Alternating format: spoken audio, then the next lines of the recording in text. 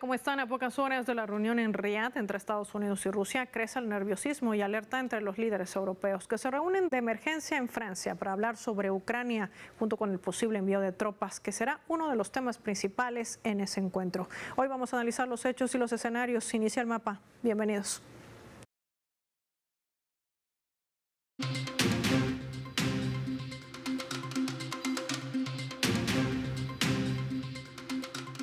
Por esta razón les proponemos desplegar nuestro mapa y revisar algunos datos claves para entender todo este panorama.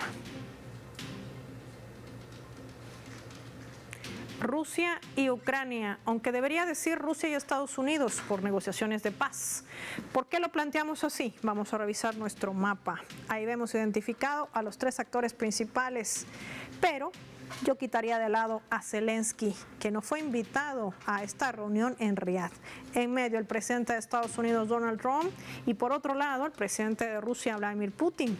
Hay que decir que después de esta reunión telefónica que sostuvieron para abordar la normalización de relaciones bilaterales y los preparativos para una cumbre de paz, un encuentro que además ya tiene fecha martes, la reunión en Riad, en Arabia Saudí, donde estará presente el canciller Sergei Lavrov y también el asesor del Kremlin. Se sabe que junto a ellos abordarán este encuentro el secretario de Estado, en este caso de Estados Unidos, Marco Rubio.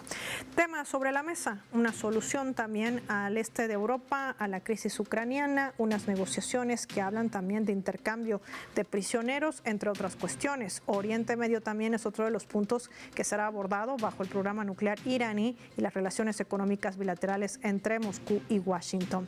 Volodymyr Zelensky, sin embargo, refería en las últimas horas que él no sabe nada sobre las conversaciones, que no participará de esa reunión en Riad, y Ucrania, como no sabe nada de ese encuentro, pues percibe que cualquier negociación sobre su territorio sin Ucrania como un negociador sin resultados. No vamos a reconocer nada ni ningún acuerdo sobre nosotros sin nosotros, decía el presidente ucraniano.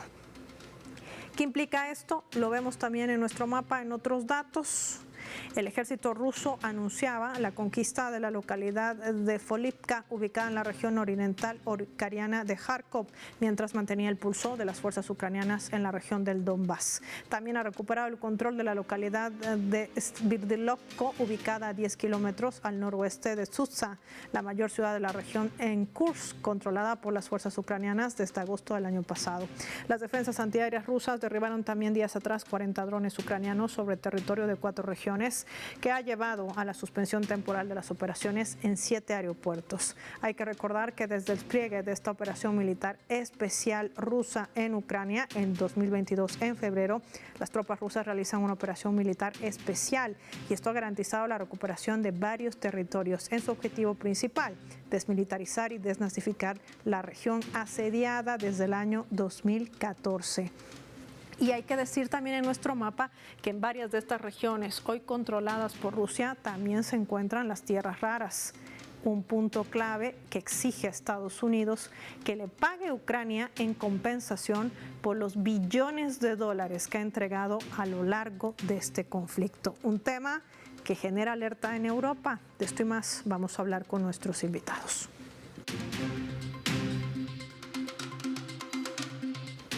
Nos acompaña como primer invitado analista internacional desde Argentina, experta también en temas de Rusia, Mariana Gómez con nosotros. Qué gusto recibirla, no la habíamos tenido antes. Bienvenida a Telesur. Buen día, ¿cómo están? Mariana, empecemos por partes. Ya hay fecha, martes, mañana, Riad, Arabia Saudí. Un encuentro esperado, pero sin Zelensky, aunque dicen que participará, pero en realidad no está invitado. Él mismo lo reconocía muy temprano. ¿Qué implica un posible acuerdo sin la participación ucraniana? Y bueno, a ver, lo que se está expresando a partir de este acuerdo, donde los dos actores principales serán Estados Unidos y Rusia, es la cuestión de que, a ver, a un segundo lugar totalmente quedó, o a un tercero quizás, es la Unión Europea, Europa, y entre ellos Ucrania, ¿no? El principal territorio hoy, digamos, en disputa. Y bueno, principalmente lo que me da la impresión es eso, que Trump está interesado en terminar la guerra porque, a ver, le trae más costos económicos que otra cosa. Nosotros sabemos desde la gestión anterior de Trump que para él el principal enemigo en términos económicos, comerciales, es China, ¿sí? Que es la principal hegemonía en ascenso y que le disputa, ¿no?, el poder mundial a Estados Unidos. Para él Rusia no tiene sentido, digamos, la idea esta de combatir, de ir a la guerra, en su paradigma geopolítico no tiene sentido. Reitero, su principal enemigo es China, con lo cual, en función de eso, va a ir va a cerrar un pacto de paz. Por supuesto que Putin va a establecer sus condiciones y bueno, y tratará de salir Estados Unidos con el liderazgo de Trump del modo mejor posible, ¿no? Tratar de evitar que la derrota que sufrió la OTAN, relativizar, digamos, la derrota de la OTAN frente a Rusia, ¿no? Mariana, pero más allá de lo que se acuerda en esta primera instancia, que se sabe será un encuentro entre el canciller Lavrov, también será el asesor del Kremlin, junto al secretario de Estado de Estados Unidos, Marco Rubio, pero también se sabe que va a haber un cara a cara entre Trump y Putin. Más allá de lo que se acuerde o las determinaciones que se asuman, que todavía no se conocen, podríamos adelantar de que el gran ganador de este encuentro va a seguir siendo Rusia, invicta por las sanciones unilaterales e invicta también por esa guerra mediática que se ha trazado desde el año 2022, aunque esta nace desde mucho antes. Sí, a ver, sí, evidentemente la gran ganadora es Rusia y lo que están intentando del costado estadounidense es aminorar, digamos, y que no quede tan claramente Rusia como la gran ganadora de la batalla, digamos, ¿no? Rusia, sí, que por supuesto a partir de esta guerra se vuelve a manifestar como un gran actor mundial, ¿no? A nivel global, ya vuelve a decir, a ver, acá estoy presente y puedo defenderme claramente en contra de los más poderosos, en contra de Estados Unidos. También, a ver, fortaleció a nivel cooperación, ¿no?, económica, comercial, militar también, ¿no?, la relación entre Rusia y China. Otras cuestiones que también surgen a partir de este contexto es que los BRICS, ¿no?, los BRICS también de algún modo se ven fortalecidos, ¿no?, porque sus integrantes, sus miembros, supieron defenderse, supieron defender sus intereses, principalmente Rusia, ¿no?, en este sentido con la cuestión de la guerra en Ucrania. Y otra cuestión, ¿no?, si los BRICS, la fortaleza, ¿no?, mostrarse como estoy presente y voy a defender mis intereses nacionales. Y la cuestión de la desdolarización, que también sería otra cuestión que empezó a surgir, ¿no? Y cómo a partir de esta guerra también empieza a delinearse un escenario de disputa a nivel internacional, de independencia en términos de moneda. Y bueno, veremos a dónde conduce todo esto. Pero bueno, hasta aquí quería decirles en relación a la última pregunta. Y todo esto, ¿cuál va a ser el futuro de Volodymyr Zelensky, el presidente ucraniano? No podemos dejar de preguntarnos en medio de ese descontento y de haber señalado muy temprano también esta jornada que no ha recibido ninguna invitación. Él no conoce de lo que se va a tratar en esta reunión en Riad y por lo tanto quizás ni siquiera pueda acatarla, o en realidad tendrá que hacerlo según las declaraciones del propio Trump.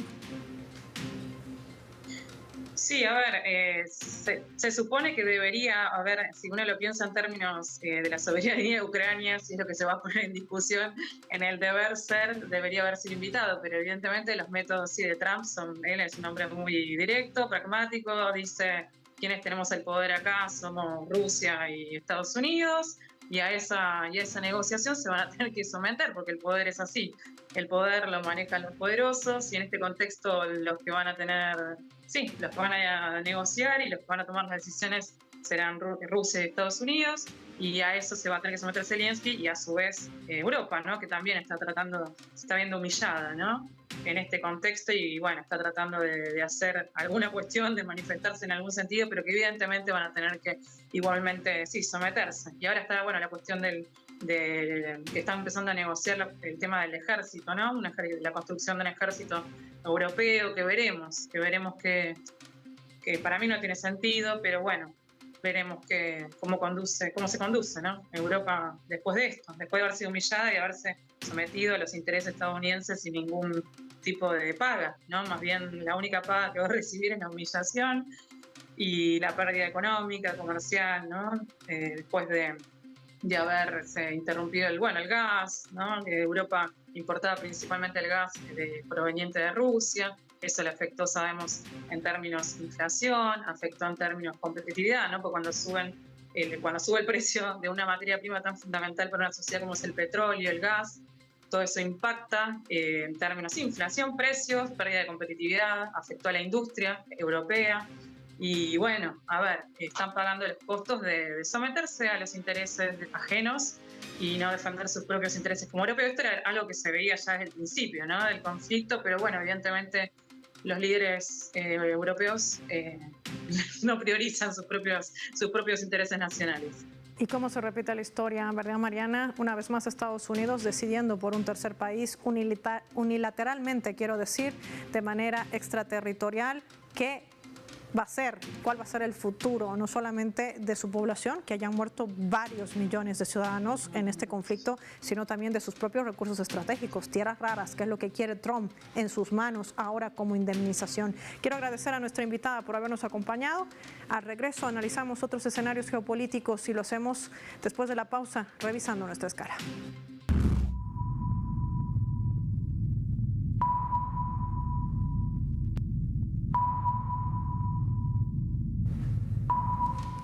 Esta vez a través del portal web de RT, que está titulando de la siguiente manera, lo vamos a colocar en la pantalla del mapa. Eslovaquia nunca aceptará el ingreso de Ucrania en la OTAN y no enviará tropas. No solamente Eslovaquia le ha dado la espalda a Volodymyr Zelensky, ya también Polonia decía no iremos. Hay que decir que nunca se aceptará el ingreso de Ucrania en la OTAN y no enviará sus tropas a ese país, declaraba así el primer ministro Robert Fico tras mantener una conversación telefónica con el presidente del Consejo Europeo, Antonio Costa. El señor Fico ha insistido repetidamente en su postura. En primer lugar, que nunca aceptará el ingreso de Ucrania en la OTAN. Esta ha sido su posición constante y de larga data. En segundo lugar, Eslovaquia no enviará fuerzas armadas a territorio ucraniano. Reza parte de la declaración que fue difundida por la oficina del primer ministro y según el jefe del gobierno eslovaco, la estrategia de Occidente de utilizar el conflicto ucraniano para debilitar a Rusia ha fracasado. Ucrania perderá parte de su territorio, no estará en la OTAN, tendrá su territorio controlado por ejércitos extranjeros, llámese Estados Unidos, y seguirá sin poder entrar a la Unión Europea, a la que por cierto Eslovaquia apoya incondicionalmente, enfatizaba. Es parte del comunicado y de la radiografía que pinta el este de Europa en toda esta situación, en todo este mapa que veremos también en las próximas horas tras la reunión que sostenga Estados Unidos y Rusia en Riad, en Arabia Saudí. Ya volvemos.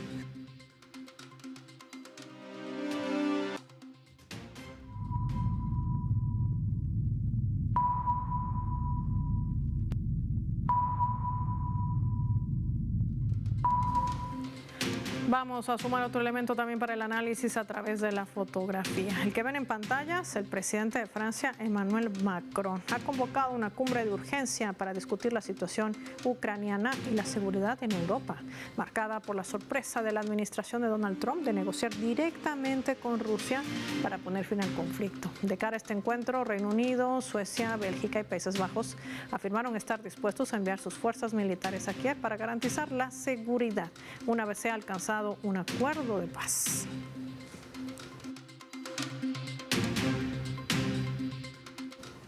Analicemos este escenario. Para ello nos acompaña un experto en análisis internacional, en geopolítica también, Rafael Machado con nosotros. Qué gusto tenerte en el mapa. Gracias por tu tiempo para Telesur.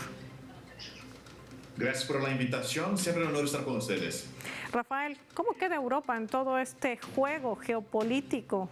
No forma parte de estas negociaciones, más allá de que Zelensky no haya sido invitado.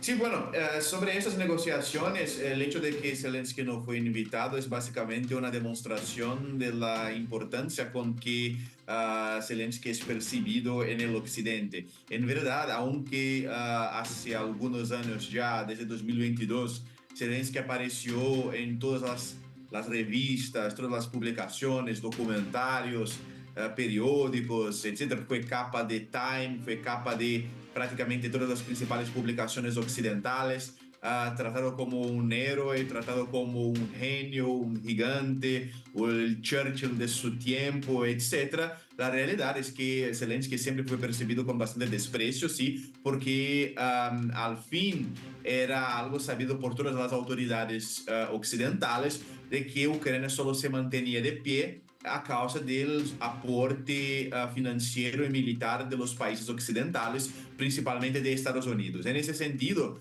ese conflicto en Ucrania, más que un conflicto entre Rusia y Ucrania, es un conflicto entre Rusia y Occidente, principalmente Estados Unidos. Es por eso que en primer lugar, se puede percibir el hecho de que Zelensky no fue invitado por Estados Unidos. Además, ya se sabía que no se podría invitar Zelensky a esa reunión porque Rusia no reconoce el gobierno de Zelensky desde el hecho de que Zelensky no es un presidente electo.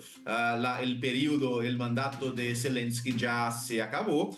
Y no hubo la realización de nuevas elecciones presidenciales en Ucrania. En ese sentido, Zelensky es más como un dictador, básicamente un jefe irregular que cualquier otra cosa. Es por eso que Rusia no aceptaría la presencia de Zelensky en ese evento, y también es por eso que ahora Trump y el gobierno de Estados Unidos insisten bastante en la realización de nuevas elecciones como un paso para que pueda haber de hecho paz con Rusia. Ahora, desde la perspectiva europea es interesante percibir que hay el elemento en que los europeos pueden percibir esa situación como una oportunidad para conquistar una mayor autonomía estratégica y militar en relación a Estados Unidos, porque nosotros sabemos que desde la Segunda Guerra Mundial Europa, principalmente Europa Occidental, es un continente militarmente ocupado por Estados Unidos, y que la OTAN fue creada básicamente para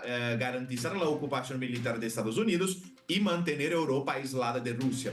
Bueno, aunque por supuesto que ese conflicto no sirve a los intereses nacionales de los países europeos, personajes como Macron perciben esas contradicciones con los Estados Unidos como una oportunidad de afirmar una autonomía estratégica de los países europeos en fase tanto de Estados Unidos como de Rusia. En ese sentido, es por eso que tal vez es bastante posible que mismo con una retirada de Estados Unidos de ese conflicto, algunos países europeos por lo menos seguirán apoyando a Ucrania, y por lo que se dice, incluso algunos de ellos enviando soldados para por lo menos la región occidental de Ucrania, como Reino Unido ya se pronunció en ese sentido, y algunos otros países también. Bueno, entonces ese es el contexto general de las últimas charlas sobre la situación ucraniana. Quiero proponerte que revisemos juntos nuestra leyenda, porque mientras nosotros conversamos, la dinámica de las circunstancias también avanza.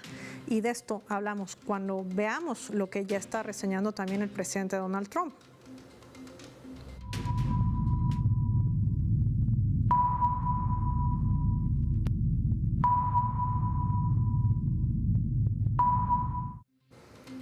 Hay preocupación entre el bloque europeo por una amenaza que pueda representar Rusia, pero Donald Trump está claro en su postura. Esto es lo que reseñaba también al momento de conocer esta reunión que se va a celebrar mañana en Riad, y le cuestionaban los medios de comunicación. ¿Hay peligro de que la OTAN pueda enfrentarse a Rusia, que Rusia ataque a la OTAN o países europeos? Y él decía, ni siquiera un poco. Vamos a colocar en contexto mientras analizamos este escenario con nuestro invitado. Rafael, hace instantes nada más el presidente de Francia, Emmanuel Macron, hablaba con Donald Trump, tratando de limar asperezas de lo que fue las declaraciones de su vicepresidente Vance, el que decía que Europa está vulnerando libertades y que eso podía poner en riesgo la cooperación que daba Estados Unidos. Con un Volodymyr Zelensky hablando de crear una fuerza de defensa europea para no depender de la seguridad de Estados Unidos. ¿Estamos minando el territorio de una posible confrontación entre Europa y Estados Unidos? ¿En qué va a terminar esto? Bueno, sí, hay elementos para apuntar para la posibilidad de algo como un divorcio entre Estados Unidos y Europa. Ya era posible percibir algo en ese sentido en el primer mandato de Trump, en que hubo muchos cambios de palabras duras entre Estados Unidos y Europa, y también varias contradicciones geopolíticas entre esas regiones. En ese sentido, incluso es posible decir que, independiente de lo que piense Trump o de sus intenciones o de sus proyectos, su gobierno, como posee ese elemento de caos y de imprevisibilidad, acelera también varios cambios geopolíticos que ya se venía suponiendo, como por ejemplo la tendencia a una ruptura planetaria, ¿sí? A una desglobalización a causa de esas tarifas, a causa de una serie de otras contradicciones internacionales. Entonces, bueno, Macron especialmente desde el primer periodo Trump ya tenía un proyecto de construir un ejército europeo, de construir una alianza de seguridad separada de OTAN y varios otros proyectos semejantes, también de ampliar el presupuesto militar de los países europeos. Y todo eso es siempre más fácil de reforzar cuando Estados Unidos es gobernado por alguien como Trump, porque es un personaje bastante rechazado en Europa a causa de su propio aspecto como un personaje crítico del cosmopolitismo europeo, del cosmopolitismo de las élites europeas, de Bruselas, etc. Entonces, cuando gobierna en Estados Unidos un demócrata, la perspectiva europea de una separación de Estados Unidos se queda más fraca porque es más fácil para las élites europeas coexistir con un gobierno del Partido Demócrata do que con, por ejemplo, alguien como Donald Trump. Bueno, ese es uno de los factores tal vez menos previsibles, aunque no sea también totalmente imprevisible, porque nosotros podemos recordar que esa unión entre Estados Unidos y Europa es bastante artificial. Ella es muy nueva, es muy reciente, es algo que viene del siglo XX, del inicio del siglo XX, que se confirmó con el resultado de la Segunda Guerra Mundial. Históricamente, entre, por ejemplo, el siglo XVIII y el siglo XIX, Estados Unidos y Europa fueron muchas veces países, regiones enemigas, ¿sí?, con Estados Unidos, entrando en conflictos, por ejemplo, con España, con el Reino Unido, y si hablamos de cuestiones comerciales, con varios otros países, incluso con Francia, que fue su aliada histórica en el siglo XVIII. Entonces, esa unión entre Estados Unidos y Europa es algo bastante reciente y tal vez en esa transición multipolar volvamos a ver un divorcio entre Estados Unidos y Europa, con Europa más preocupada con sus intereses estratégicos particulares y Estados Unidos con su propio proyecto, que es la revitalización de la doctrina Monroe. Y esa tendencia en Europa es algo que posiblemente no depende tanto de la perspectiva de quién está gobernando en Europa en ese momento, porque incluso sea la izquierda, sea la derecha, sea el centro, sean los nacionalistas o los socialistas, en Europa hoy día hay una perspectiva cada vez más de busca por la recuperación de esa autonomía estratégica que Europa perdió en el siglo XX. Quiero agradecer como siempre a Rafael Machado por ayudarnos a entender las claves de lo que implica esta reunión, este posible acuerdo de paz entre Rusia y Estados Unidos, quedando por fuera Ucrania y también el bloque europeo. Agradecer a nuestro invitado y con ello finalizamos el programa Revisando Nuestro Vector.